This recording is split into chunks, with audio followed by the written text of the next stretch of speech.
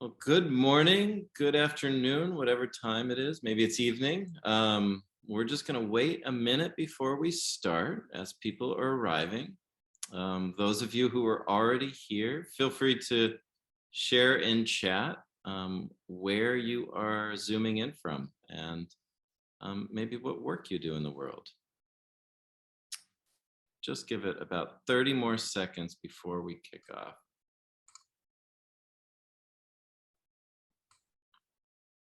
Sylvia's here. Love her. And hi, Lori. Hi, Celia. Well, we're going to get started. I'm Michael Hebb. I'm the founder of EOL and a little project called Death Over Dinner. And about 6 months ago, we started this series, Ask the Doctor, with my good friend, Dr. Jim DeMaine. Hey, Jim. Hey, good morning, Michael. So we did 8 sessions with Jim, who has an incredible amount of wisdom when it comes to end of life. And then we've been hosting this as a weekly chat with some of the doctors and clinicians that we admire most. And top of that list is my good friend, Dr. Adrienne Boissy. Hi, Adrienne. Hi, Michael. Hi, Jim. Thanks for having me. Absolutely. And most of you probably know who Adrienne Boissy is, but I'll give you a little background. She has served for quite a while, up until recently, as the Chief Experience Officer at the Cleveland Clinic, and is a doctor and a neurologist, and is in process transitioning over to Chief Medical Officer at an organization called Qualtrics. And maybe we'll talk about transitions. And there are a lot of other things that Adrienne has done and continues to do, including creating the Patient Experience Summit, which is how we met. And Adrienne has been one of the great teachers in my life around empathy. So let's just start with empathy. Why empathy? Why in healthcare? What is the root of that word? What draw you to it? All of those things.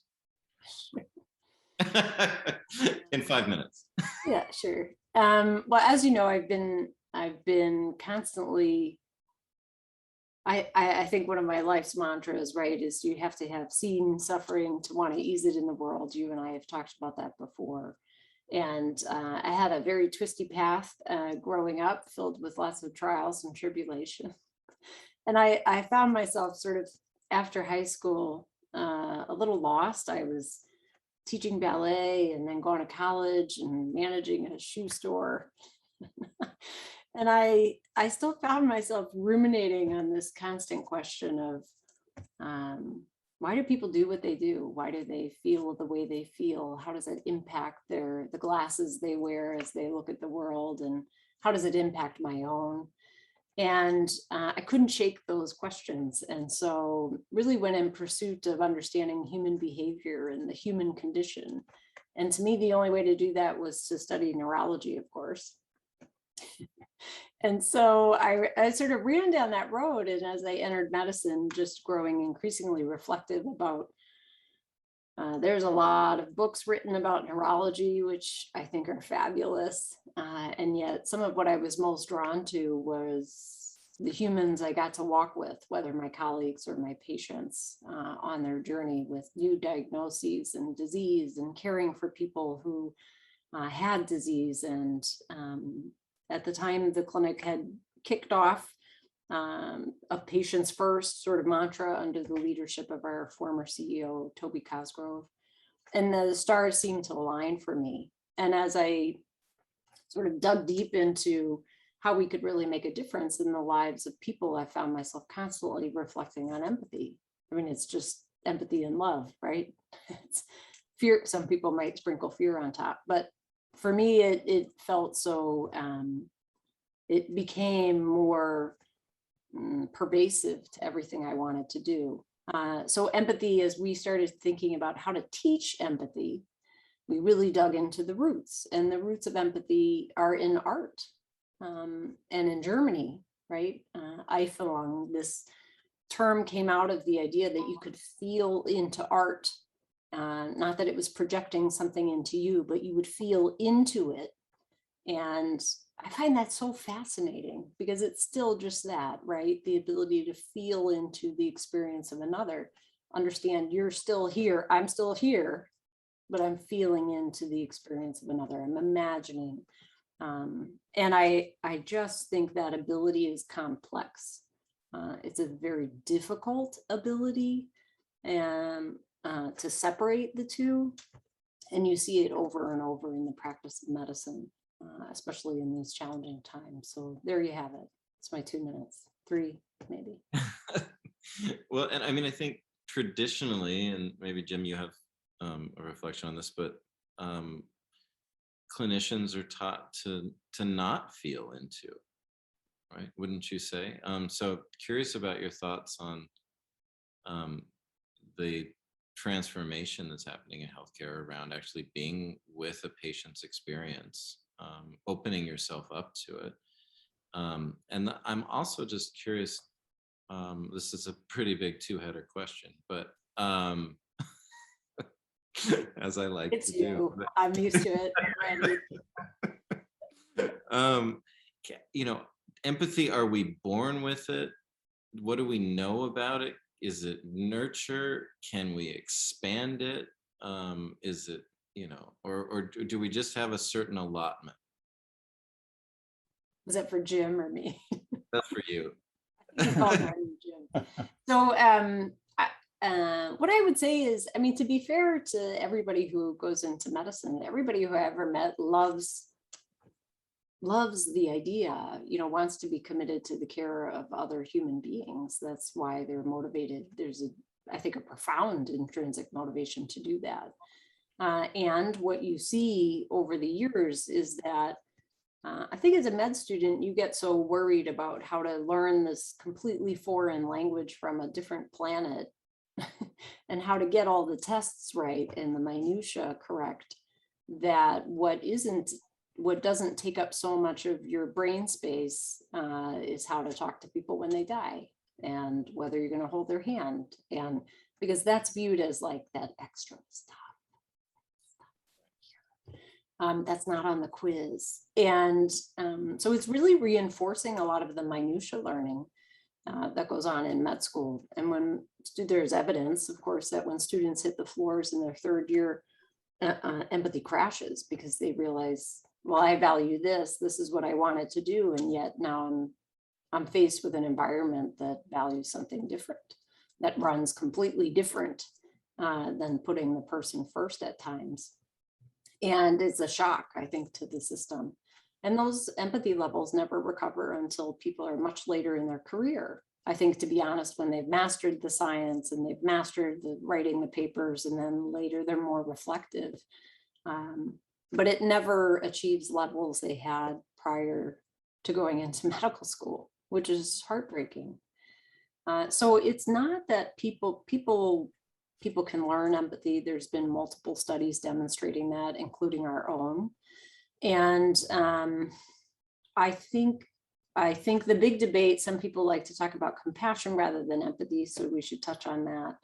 But the idea is, anything you want to get better at, you actually have to practice. You can't say you're an empathic individual when you don't practice it all day long at all, ever, for any age. And it's, I mean, people who work in the ICU, such as Sylvia and others, could easily comment, you could run all day seeing patients and not practice a moment of empathy. It's very possible. And so intention has to enter the picture. What are the nudges that make you a more intentional healer as you're rounding on the units? I'm going to tell you a quick story of 2 things that happened to me recently. One was when you're on hospital service at times and you have these big teams following you of residents and students. One of the weird things I do is when we go into a room and there's 8 of us standing over the bed of a patient, I introduce every member of the team. And I say, I want you to tell the patient who you are, what your role is, and something fun about you, what you would do if you had a day off, what your last movie was, what book are you reading, something. And then we have the patient and their family do it as well as we make the round. And I just got feedback from, I don't know, 5 residents on service. And every single one of them said, not a single staff has ever introduced me on rounds. Not to the patient and not to my colleagues. So all of these opportunities, I mean, think of that. Like, we're not even talking about profound, deep empathy. And I'm not saying that's the gold standard, end all be all technique, but if we're not even getting past recognizing there's 8 people standing over you in your bed and making them more human to create a human connection, we're not intentional about that, we're missing a moment. And it's very interesting because people said, well, I know you like to get to know the patient, that's really nice. And I said, well, it's actually not about that. It's about me treating you like a human, because I know from the evidence, if I treat you with more empathy and engage you differently and send you out into the world, the next patient or the next person you engage, you will behave differently. You will be more empathic to them as a result. So I'm hoping to use some of that contagion and to also recognize that you're not a taskmaster, right? You're driven by purpose, and you're a human in the room that contributes deeply and profoundly to the team. And I need not only the patient to see that in you, I need your colleagues to see that in you. And so, but it always strikes me this has probably happened for the last 5 years. People are like, oh, well, one thing you should keep doing is introducing the team. Why are we having that conversation? That is crazy. So again, how could we possibly dehumanize the people at work? That's an easy, low-hanging fruit example of how we could do a better job. Yeah, absolutely. I have a question. Yeah, question about how our whole healthcare system is set up, because it's called a healthcare industry, and we're driven by RVUs, we're driven by productivity. Administrators often look as doctors as their productive units, and then everything is converted into 15-minute visits.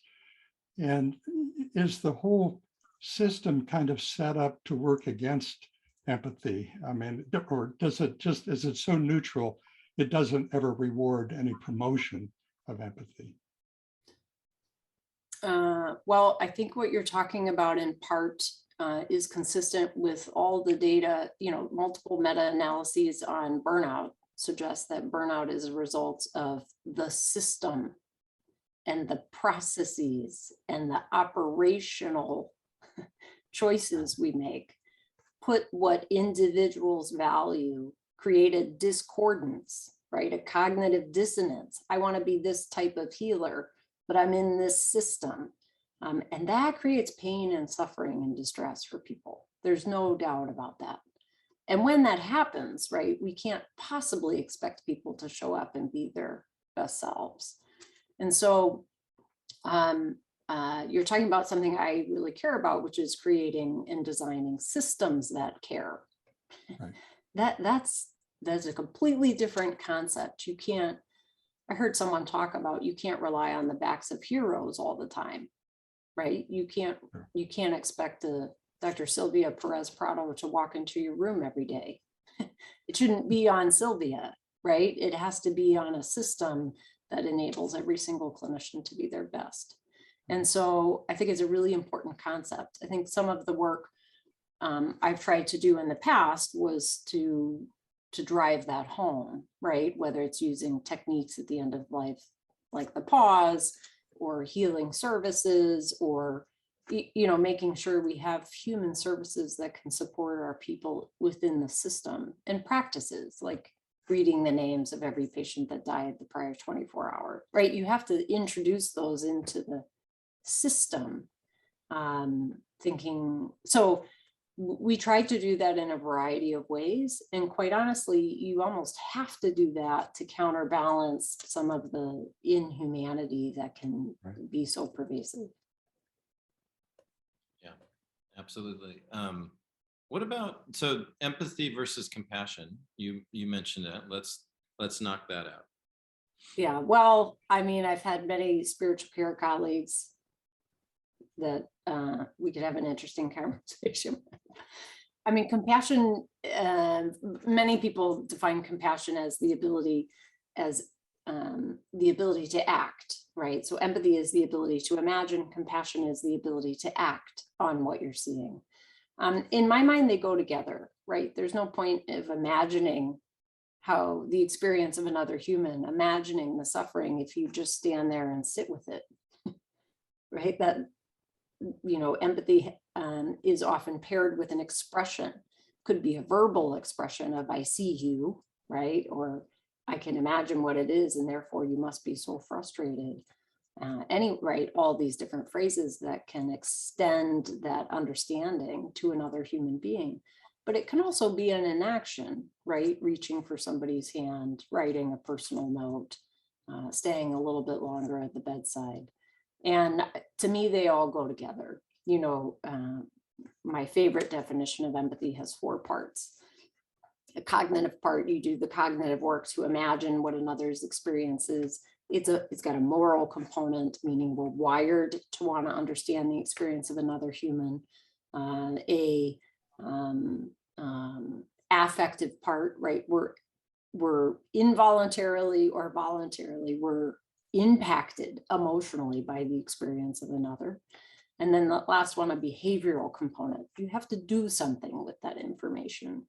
And so in that light, they come together for me. So whether you call it one or the other, I don't have a preference, but there's much debate. I think in the end too, people make mistakes and assumptions about empathy, that if you're an empathic individual, that you're just supposed to be this empty well of, you're just supposed to be this well of giving and giving and giving, when sometimes empathy for self means you put up some boundaries, right? I can only continue to give if I go eat lunch right now.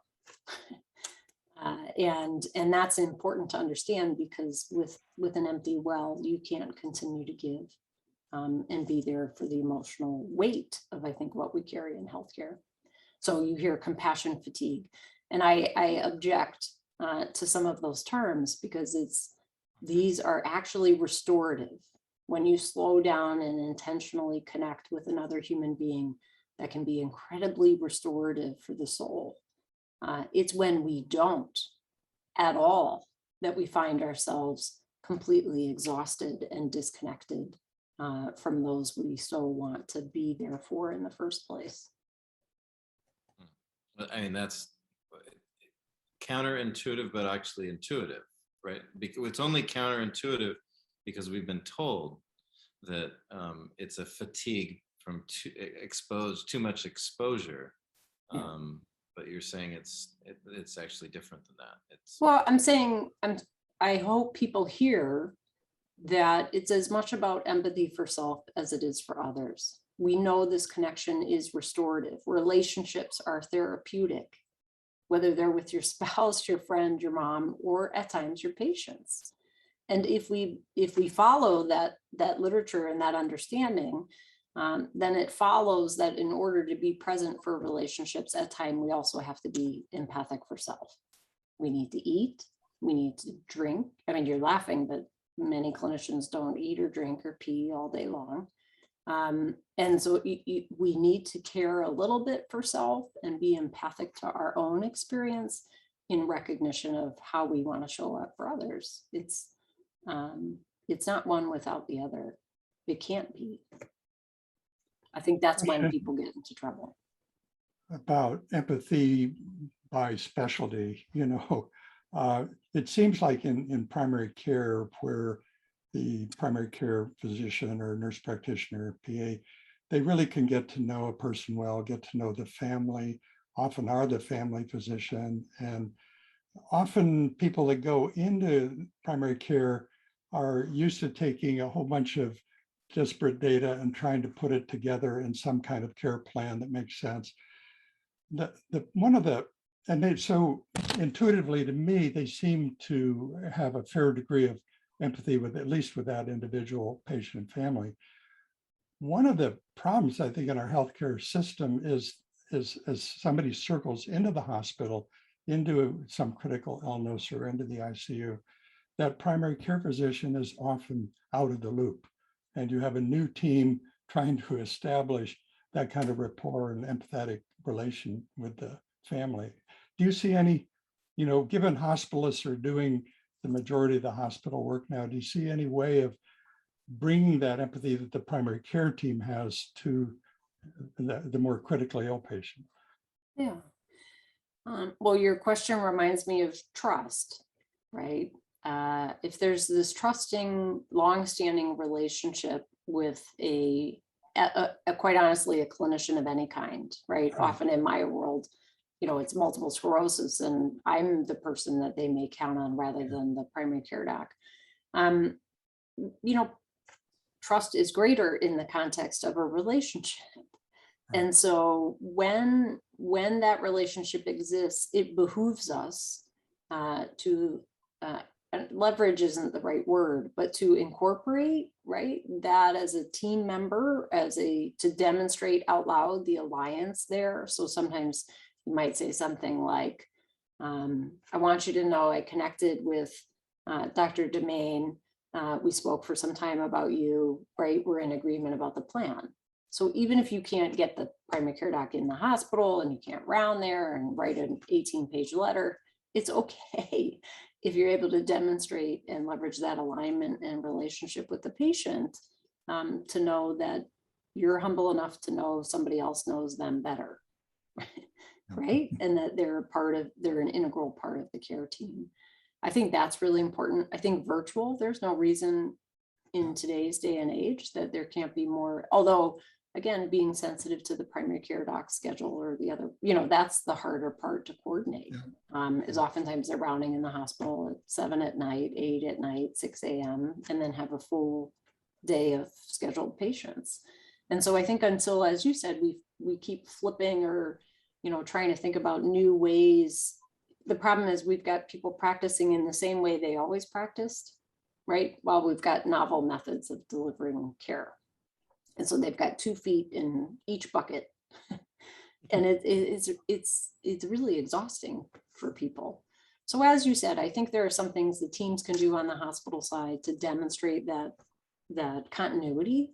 I always encourage a phone call, like this patient's going home. We want the primary care doc to know these 3 things. Can someone pick up the phone, that old fangled thing, and call to communicate what happens? Because as well as I do, sometimes the records don't go and this doesn't happen, and all the things that were beautifully lined up fall apart as soon as the patient walks out of the hospital. So I do think my dream would be that as patients or their family members have more access to the records, they can take on some of that, but we shouldn't add more administrative suffering to people who are already suffering, right? There's got to be, as they talk about in the safety world, there's got to be Swiss cheese, right? There's got to be the layer of the spouse or the friend, or right, the layer of the patient, the layer of the hospitalist, the layer of the primary care doc, so that nothing falls through for that patient. And I agree with you completely that often those relationships are very powerful. There are also quick ways to build those in the hospital, that I don't know if we appreciate that patients are listening for all the time, right? I know Dr. Demain, he's a fantastic doctor. He cared for my mom, right? I mean, these comments, like, patients will remember, if it's true. Obviously, we're not making things up. That's not helpful for trust. But trying to provide some context and curiosity about it. Yeah. Well, let's talk directly. A lot of people that listen to these sessions live, but also to the videos, are caregivers. They have a loved one, or currently, or they will have in the ICU, or having a serious illness, struggling with serious illness, or facing that, or at the end of their life. And I find that, you talked about fear a little bit, and a lot people feel scared to act in those situations or speak, or how do I be in these situations when someone's in their last chapter or someone's very ill. Speaking directly to them, what are some of the ways, what are some of the wisdom about creating a more meaningful and more empathic exchange, some of those cues that you would give to a caregiver or a family member? I would start with, there is no single recipe for what you're feeling when a loved one's in the hospital or when it's you. I would give grace and permission that the range of emotions is a range. You could be angry, sad, upset, overwhelmed, exhausted, tired, right? It's not one thing. Fear often pervades, right? Because you're worried about the actual mortality of your loved one, or that they'll have a good death, as we often talk about. And it's all okay is not the word, but it's all okay in the sense that those are feelings, and feelings don't need permission for anything. They just are. And one day you may be fine and the next day you're not. That's okay too. I guess my plea as with my doc hat on is simply that you help us and nudge us to remember that loved one as a human, whether it's bringing a picture into the room or scribbling down on a piece of paper something about your loved one. Like Michael meditates before he gives speeches, like if I saw that on the wall or somebody said that to me, I would love to engage around that. So help me see who this person is that you love so much, because I kind of want to love them too. I want to figure out how, but I need those pieces of information about them.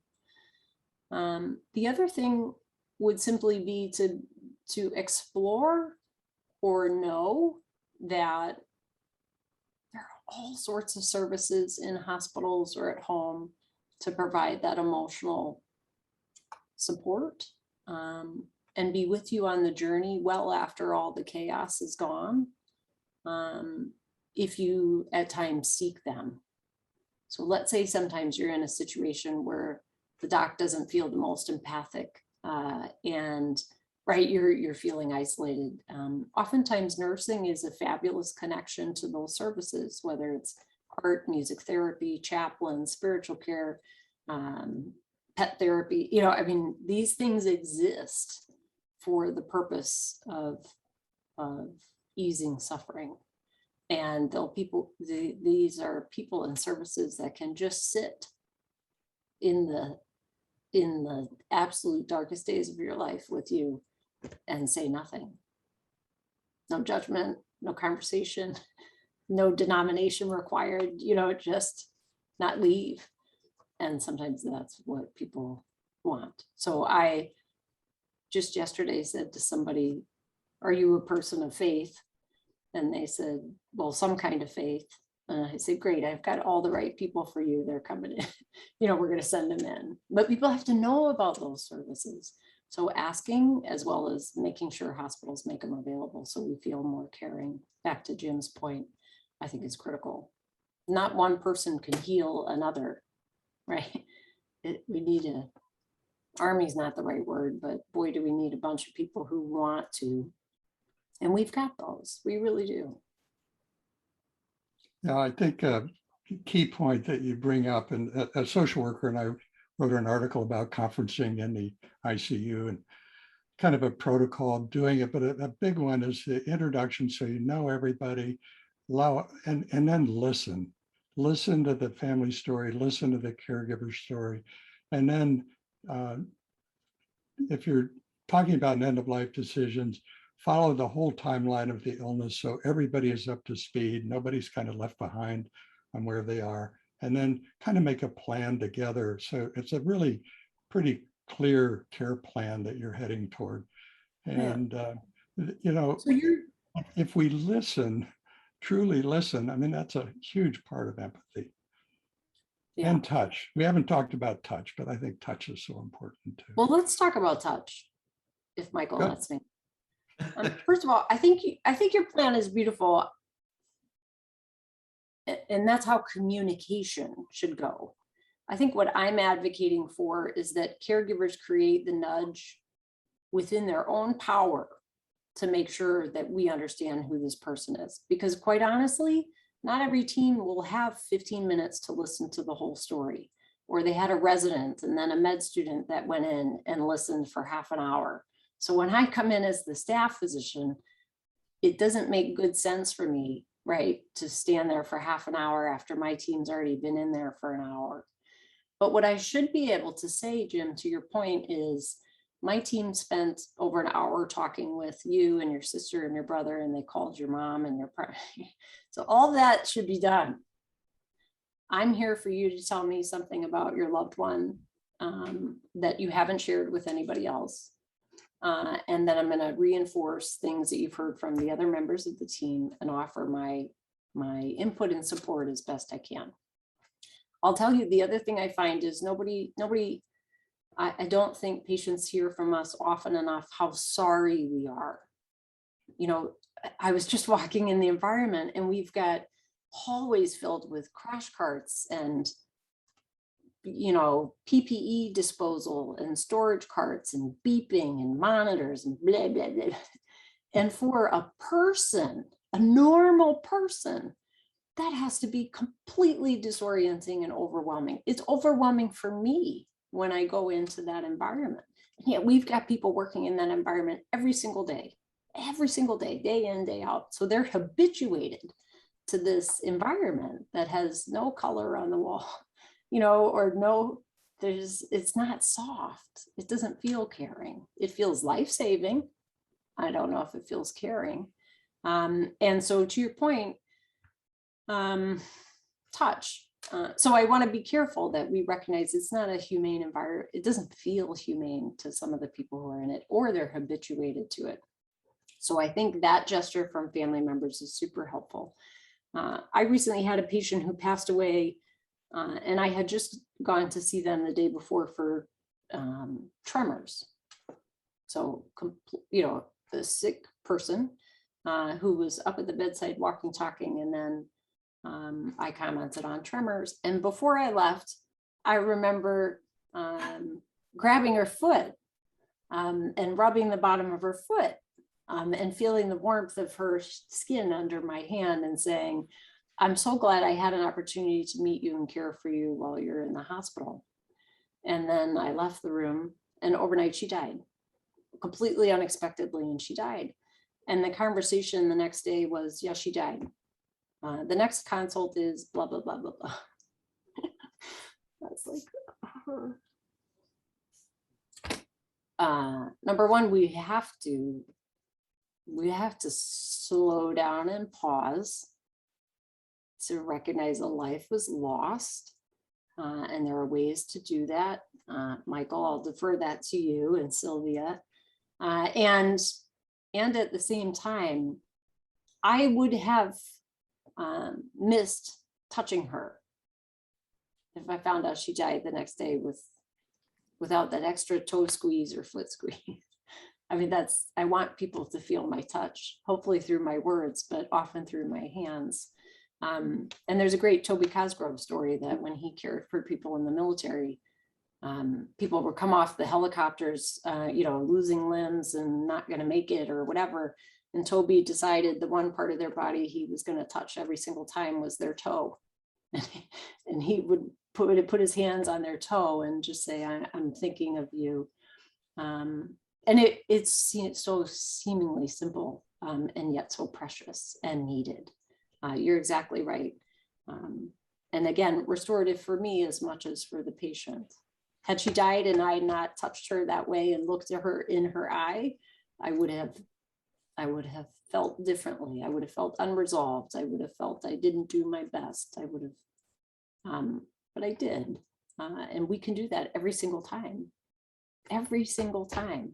there's no protocol for touching other than places you shouldn't touch. And one of the nicest notes I ever got from a family was I walked into the ICU with somebody unconscious on a ventilator, near death. And I ignored the family in the room. I walked over to the patient, put my stethoscope on his chest, started listening, and then started talking to him. It said, I know your family's here. You may be listening on some level, and just had a conversation with him. And the family was blown away. I mean, it was natural for me. I just cared for this person. Is it a patient or a person or both? And it's a note that I've treasured because it taught me something that I needed to do more. And that's part of that learning process. Yeah. Well, there is, I think, reasonable concern, right? That as we become more digital, we become less touchy. That's for sure. And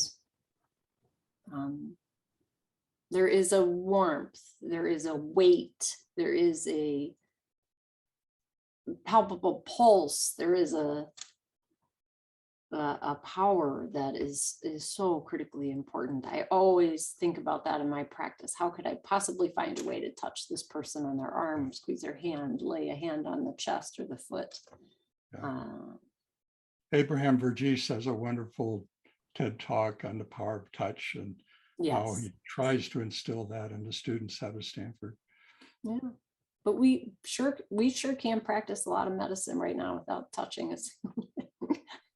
It's a potent reminder. It's an absolutely potent reminder. He said his staff would send the patient down for a CAT scan to confirm that he was an amputee. It was the ridiculousness of how we overuse technology sometimes. Yeah. Well, we have gone over time, which is incredibly generous of you. I want to be respectful. And you mentioned the pause, so I wanted to share that quickly. This was it's a practice developed by Jonathan Bartels at the University of Virginia, and then taken up by the Cleveland Clinic, turned into an internal app, and now is an external app for everybody on Apple. And the idea there is simply to give clinicians and a care team an opportunity and an invitation to pause when a patient dies and to have a moment of silence.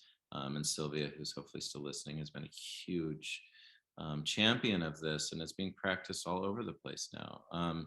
And I just want to underscore, Adrienne, just like the pause, these simple invitations that you've given people, like 10 simple invitations today that will completely change the way they give care or remind them. I'm sure many of these things are just reminders, and some are new. So thank you. Thank you for doing that and for standing for this. Of course. Yeah. I adore you, so it's easy. And resonant thinking. I do see the currency of time so present today, and all we can do is choose how to use that time, right? And hopefully introductions and touch and deep listening and a pause are all a big part of it. So thank you so much. Yeah, absolutely. And thanks for coming back, Jim, for a cameo. Thank you. Yeah, I really enjoyed it, and the humanism that Adrienne's bringing into medicine. Yeah.